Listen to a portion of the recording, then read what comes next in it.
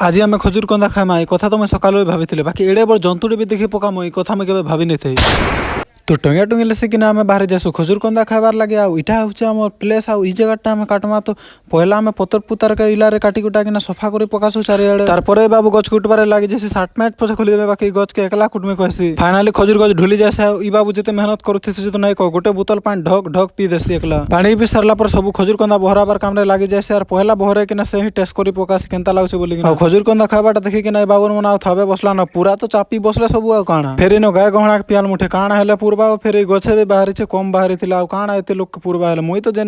गोटे पैसा आनली खाई पकाली भाई आई गछे तो कम खजूर कंदा मिलला भाई कहर मन भी नहीं बुझला तो आम तार सैड आउ गोटे गछ कुटी पकास बाकी से गछे भी कम खजूर कंदा तो सेनो भी कहर मन नहीं बुझला तुम्हें तो देखी पारो जेन प्रकार हल बोले था खाई दौन काଣା हेले पूर्वा एत लोक दुईटा गछ कटलु ना टिके भी अमरुबार दुईटा गछ कुटी किना भी मन नहीं पुरला आउ गोटे 3 नंबर गछ कुटी जो से बहुत बड़ गछटा बाटे गोटे जंतु देखे पकास से जंतु सागे केनता करसो काଣା केनता किना देखसो 3 नंबर गछ केनता किना करसो सेटा तो सेकंड पार्ट रे देखबे।